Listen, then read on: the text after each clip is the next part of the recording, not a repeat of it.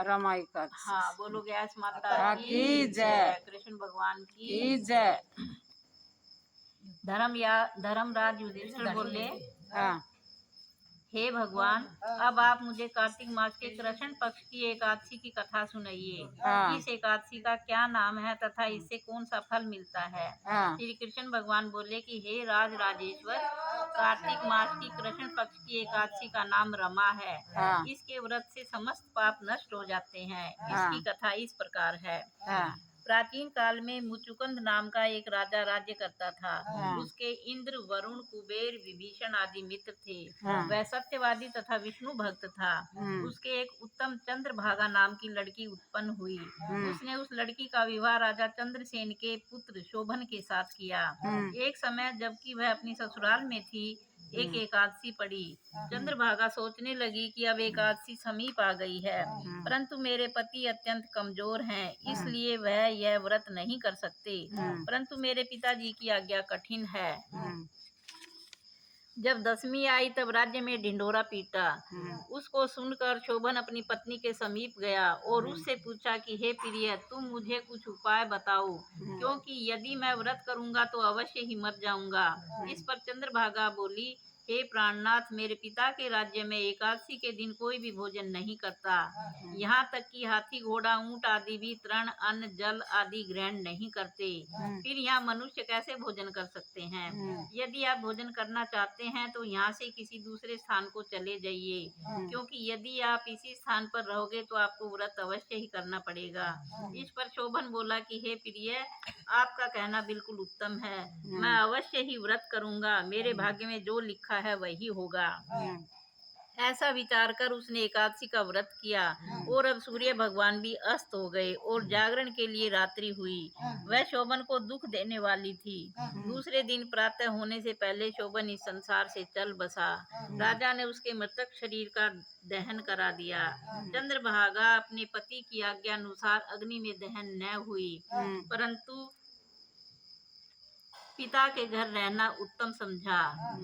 रमा एकादशी के व्रत के प्रभाव से शोभन को मंदराचल पर्वत पर धन धान्य से युक्त तथा शत्रुओं से रहित एक उत्तम नगर प्राप्त हुआ। एक समय मुचुकुंद नगर में रहने वाला एक सोम शर्मा नाम का ब्राह्मण तीर्थ यात्रा के लिए निकला। उसने घूमते घूमते उसको देखा। उस ब्राह्मण ने उसको अपने राजा का जमाई जानकर उसके निकट गया। राजा शोभन ब्राह्मण को देखकर आसन से उठ खड़ा हुआ। वह उससे अपने ससुर तथा स्त्री चंद्रभागा की कुशलता पूछने लगा। सोम शर्मा ब्राह्मण बोला कि हे राजन, हमारे राजा कुशल हैं तथा आपकी पत्नी चंद्रभागा भी कुशल है। अब आप अपना वृतांत बताइए। मुझे यह बड़ा आश्चर्य है कि ऐसा विचित्र और सुंदर नगर आपको किस प्रकार प्राप्त हुआ। शोभन बोला कि हे ब्राह्मण, यह सब कार्तिक मास की कृष्ण पक्ष की रमा एकादशी के व्रत के प्रभाव से है। इसी से मुझे यह अनुपम नगर प्राप्त हुआ है, परंतु यह अध्रुव है। इस पर ब्राह्मण बोला कि हे राजन, यह अध्रुव क्यों है और ध्रुव किस प्रकार हो सकता है, सो आप मुझे समझाइए। मैं आपके कहे अनुसार ही करूंगा। आप इसे किंचित मात्र भी झूठ न समझें। शोभन बोला कि ब्राह्मण, मैंने श्रद्धा पूर्वक व्रत किया था, उसके प्रभाव से मुझे यह नगर प्राप्त हुआ। इस वृतांत को राजा मुचकुंद की पुत्री चंद्रभागा से कहोगे तो वह इसको ध्रुव बना सकती है। ब्राह्मण ने वहां जाकर चंद्रभागा से समस्त वृतांत कहा। इस पर राजकन्या चंद्रभागा बोली कि हे ब्राह्मण, आप मुझे उस नगर में ले चलिए। मैं अपने पति को देखना चाहती हूँ। मैं अपने व्रत के प्रभाव से उस नगर को ध्रुव बना दूंगी। चंद्रभागा के वचनों को सुनकर वह सोम शर्मा ब्राह्मण उसको मंदराचल पर्वत के पास वामदेव के आश्रम में ले गया।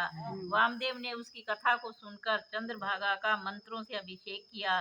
चंद्रभागा उसके मंत्रों तथा व्रत के प्रभाव से दिव्य देह धारण करके पति के पास चली गई। शोभन ने अपनी स्त्री चंद्रभागा को देखकर प्रसन्नता पूर्वक उसे अपने वाम अंग में बैठाया। चंद्रभागा बोली, हे प्राणनाथ, अब आप मेरे पुण्य को सुनिए। जब मैं अपने पिता के घर में 8 साल की थी, तब से ही मैं यथाविधि एकादशी का व्रत करती थी। उन्हीं व्रतों के प्रभाव से आपका यह नगर ध्रुव हो जाएगा और समस्त कर्मों से युक्त होकर प्रलय के अंत तक रहेगा। चंद्रभागा दिव्य रूप धारण करके तथा दिव्य आभूषण एवं वस्त्रों से सजकर अपने पति के साथ आनंद पूर्वक रहने लगी और शोभन भी उसके साथ आनंद पूर्वक रहने लगा। हे राजन, यह मैंने रमा एकादशी का महात्म्य कहा है। जो मनुष्य इस रमा एकादशी के व्रत को करते हैं, उनके समस्त ब्रह्म हत्या आदि पाप नष्ट हो जाते हैं। जो मनुष्य रमा एकादशी का महात्म्य सुनते हैं, वे अंत में विष्णु लोक को जाते हैं। बोलो विष्णु भगवान भगवान की जय। बोलो ग्यारस माता की जय। ग्यारस माता का नाम 26 सुनाओ। नाम है। सुनाओ। ओम उत्पन्ना मोक्षदा सफला पुत्रदा शक्तिला जया विजया अमलकी पाप मोचनी कामदा भरूथिनी मोहिनी अपरा निर्जला योगिनी देवसोहिनी कामिका पवित्रा अजा परिवर्तनी इंद्रा पापांकुशा रमा प्रबोधनी पद्मा और परमा। बोलो ग्यारस माता की जय। बोलो विष्णु भगवान की जय। बोलो शंकर भोला की जय।